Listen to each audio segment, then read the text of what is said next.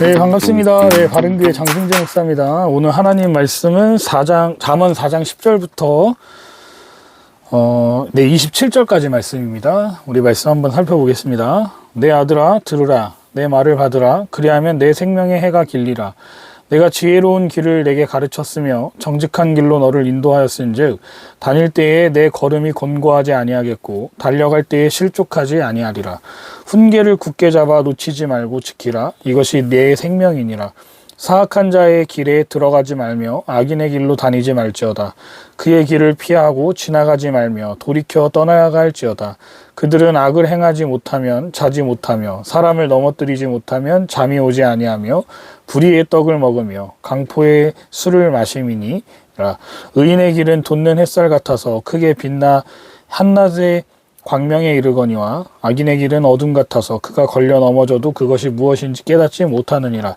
내 아들아 내 말에 주의하며 내가 말하는 것에 내 귀를 기울이라. 그것을 내 눈에서 떠나게 하지 말며 내 마음속에 지키라. 그것은 얻는 자에게 생명이 되며 그의 온 육체의 건강이 됨이니라. 모든 지킬 만한 것 중에 더욱 내 마음을 지키라. 생명의 근원이 이에서 남이니라. 구부러진 말을 내 입에서 버리며 비뚤어진 말을 내 입술에서 멀리하라. 내 눈은 바로 보며 내 눈꺼풀은 내 앞을 곧게 살펴 내 발이 행할 길을 평탄하게 하며 내 모든 길을 든든히 하라. 좌로나 우로나 치우치지 말고 내 발을 악에서 떠나게 하라. 아멘. 오늘 하나님의 말씀의 제목은요, 의인의 길, 악인의 길, 당신의 선택은? 이라는 제목으로 하나님 말씀 묵상한 거 나누도록 하겠습니다. 4장 1절부터 이 9절에서 솔로몬은 이 아버지 다윗에게 가르침을 받던 어린 시절을 회상하면서 그때 자신이 아버지로부터 들었던 훈계를 우리들에게 들려주면서 부모가 어떻게 자식을 훈육하고 가르쳐야 하는지를 살펴봤다면요. 이어서 오늘 본문인 4장 10절부터 27절의 내용은 인생을 살아가는 데 있어서 두 길이 존재한다라고 지금 설명하고 있습니다. 그 두 길은 바로 의인의 길과 악인의 길이라고 설명하고 있습니다. 그러면서 내 아들아 라고 20절에 다시 한번 부르면서 간절하게 외치듯이 두 길 중에서 의인의 길을 선택하고 그 길을 가기 위해 집중하라고 강조함을 볼 수 있어요. 현재 이 세상을 살아가는 저와 여러분들에게도요, 두 길이 존재한다는 겁니다. 그러면 의인의 길을 걸을 때 어떤 일이 일어나고 악인의 길을 걸을 때 어떤 일들이 일어나는지 솔로몬의 권면을 통해 좀 살펴봅시다. 말씀을 통해 지혜로운 길을 잘 배우고 끝까지 정직한 길로 가면 이 땅에서 장수하는 것을 넘어서서 영원한 생명의 복까지 누리게 된다라고 지금 10절에 말하고 있어요. 그래서 솔로몬은 지혜를 굳게 잡아 놓치지 않고 지키는 것을 가리켜서 뭐라고 말하고 있냐면 13절에 생명이라고 지금 말하고 있습니다. 저는 이 말씀을 보면서 이런 생각이 들었어요. 의인의 길과 악인의 길 중 어느 길로 가느냐가 중요하구나. 이건 정말 사느냐 죽느냐의 문제구나. 지금 당장은요, 우리 마음에 크게 와닿지 않을 수도 있겠지만 성경은 분명히 말하고 있습니다. 나중에 후회하지 말고 하나님 말씀대로 살기 위해서 발버둥 치라고 지금 말하고 있다라는 거예요. 그 말로 저에게는 다가왔습니다. 이 말씀을 보는데 철로역정이라는 책이 생각이 나더라고요. 이 철로역정의 내용이 무엇입니까? 한 사람이 예수님을 만난 이후에 삶을 적어놓은 내용이란 말이에요. 믿음의 여정을 걸어가는 와중에요, 수많은 유혹과 고난들이 그 사람의 인생에 찾아오게 됩니다. 그때마다 끝까지 예수 그리스도라고 하는 표대를 향해서 나아가죠. 그리고 결국 하나님께서 약속하신 생명의 면류관을 받는 모습을 담아내고 있단 말이에요. 이 마찬가지로 우리도 믿음을 지키기 위해 바른 길, 예수님의 표현으로 의하면 좁은 길이라고 할 수 있는 이 십자가의 길을 묵묵하게 걸어 나가야 된다라는 겁니다. 그런데 이 길은요, 결코 쉽지 않다는 것이죠. 그래서 중간에 포기하는 사람도 생겨날 수 있어요. 그러면 이제 의인의 길을 포기한 사람은 어느 길로 갈까요? 바로 악인의 길을 걷게 되겠죠. 혹시 이런 생각하는 분들이 있을지 모르겠습니다. 예수 안 믿는 사람들 중에서도 착한 일 하면서 잘 사는 사람들도 많은데 그러면 그 사람도 악인의 길을 간다고 말할 수 있습니까? 단순히 도덕적으로 나쁜 짓을 해야지만 악인의 길이라고 말하고 있는 게 아니라는 거예요. 하나님을 떠난 인생 자체가 악인의 길을 걷고 있다라고 말하고 있다는 겁니다.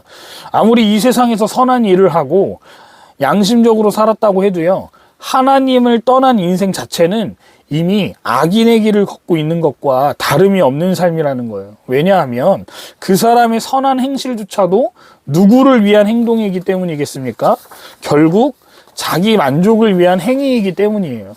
누구의 영광을 위해서 지금 그 일을 하는 것이죠. 자신이 선한 일을 할 수 있는 사람이라고 하는 것을 남들에게 인정받고 싶거나 혹은 스스로 자부심을 느끼고 싶어서 하는 행위이기 때문이라는 거예요. 결국 모든 삶의 주체가 누굽니까? 나라는 것으로 시작되고 끝나기 때문에 그 길 자체가 악인의 길이라는 거예요. 하나님을 믿는 사람은 나를 위해서 살지 않는다는 겁니다. 그게 바로 믿음의 길인 거예요. 인간이 태어난 목적이 무엇이라고 웨스트민스터 소요리문답 1문 1답에 말하죠. 바로 하나님의 영광을 위해 태어난 존재이기 때문에 우리가 먹고 마시는 문제나 삶의 모든 영역에서 누구를 드러내는 삶을 살아야 한다라고 말하죠. 하나님의 영광을 위해 살아야 한단 말이에요. 그 길이 바로 의인의 길이라고 할 수 있습니다. 바라기는 솔로몬이 말하는 이 의인의 길을 가시는 저와 여러분들 되시기를 주님의 이름으로 축복합니다. 솔로몬은 이제 14절과 17절에 악인의 길을 가는 사람들의 행실을 또 말해줍니다. 16절과 17절을 보세요. 16절에서는 죄를 짓지 않으면 잠을 못 잔대요. 17절에서는 그래서 잠을 못 잘 정도니까 누구든 괴롭히고 싶어서 어떻게든 죄를 지을까 고민하면서 다른 사람을 해치는 악한 일을 밥 먹듯이 행한다라고 말하고 있다는 거예요.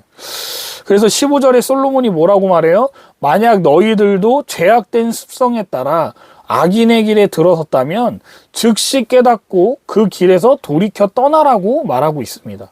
그리고 19절에 이 악인들의 특징을 또 말해주는데요. 이런 일을 실행하면서도 깨닫지를 못한다는 거예요. 사랑하는 성도 여러분, 악인들과 함께하지 마시기 바랍니다. 나는 다르다고요? 예수 안 믿는 사람들과 함께 안 지내면 그러면 어떻게 전도하냐고요? 적당한 거리를 두면서 그들을 위해 기도하고 여러분들의 삶으로 선한 행실을 하고 있다는 것만 보여줘도 충분하다고 생각합니다. 굳이 함께 해야지만 변화될 거라는 생각을 하지 마시라는 거예요.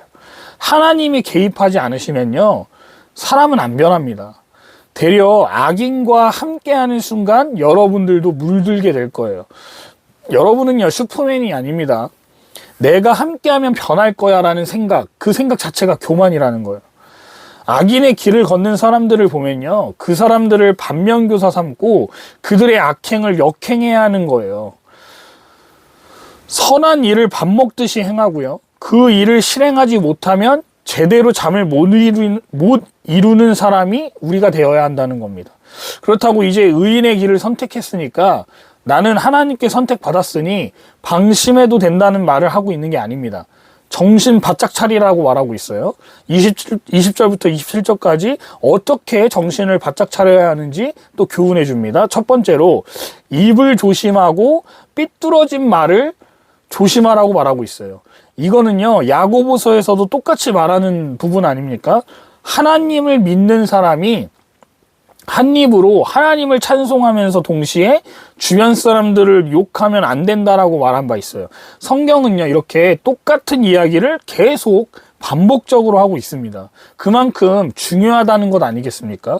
자, 두 번째로 20절에 귀를 기울여서 지혜의 말을 들어야 한다라고 말하고 있어요.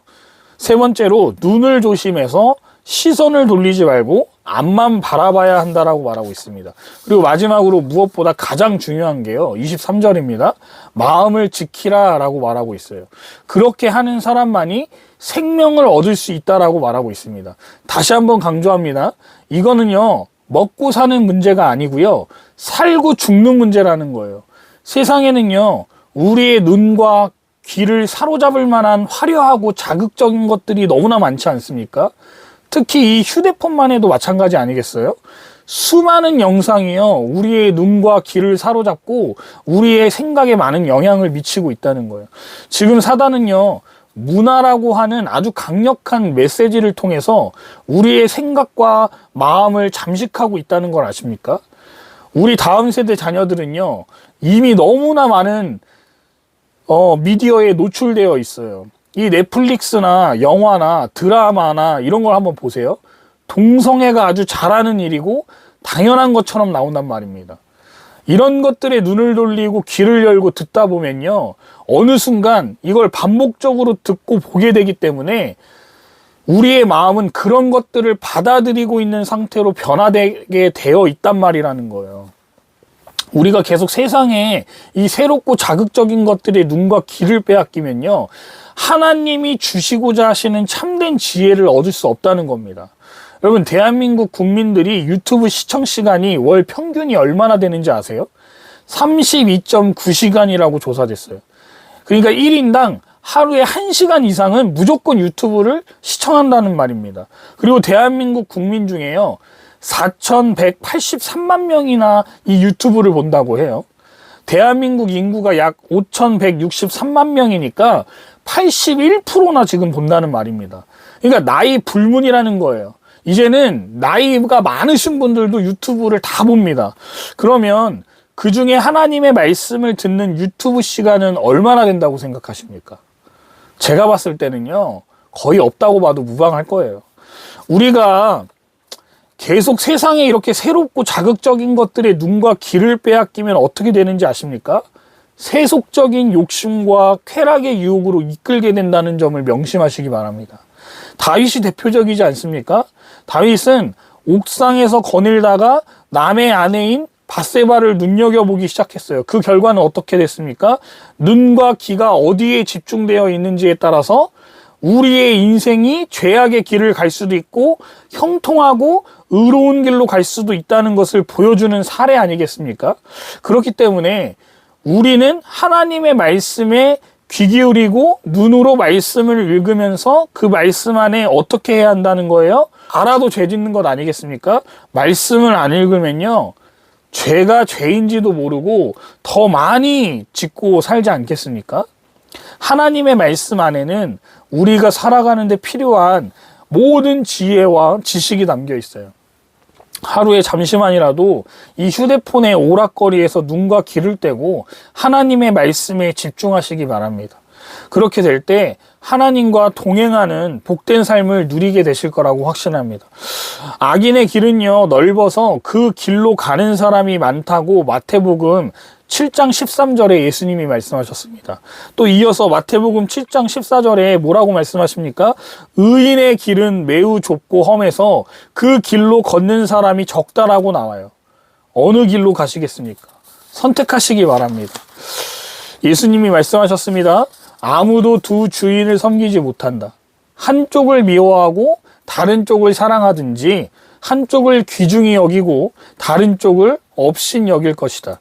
하나님과 재물을 같이 섬길 수 없다. 이 말씀을 좀 우리가 계속해서 묵상하면서 기억하면 좋겠습니다. 기도하겠습니다. 하나님 아버지, 우리가 어느 길을 가고 있는지를 돌이키게 하시고 보게 하여 주시옵소서. 세상의 많은 이야기들과 정보들이 수없이 쏟아지는 가운데 우리는 하나님의 말씀에 귀 기울이고 하나님의 말씀에 눈을 두고 있는지, 아니면 세상의 것들에 눈을 두고 귀를 기울이고 있지는 않은지를 돌아보게 하여 주셔서 하나님이 말씀하시는 그 의인의 길을 갈 수 있도록 우리의 모든 생각과 우리의 마음을 지켜주시옵소서. 예수 그리스도의 이름으로 기도합니다. 아멘.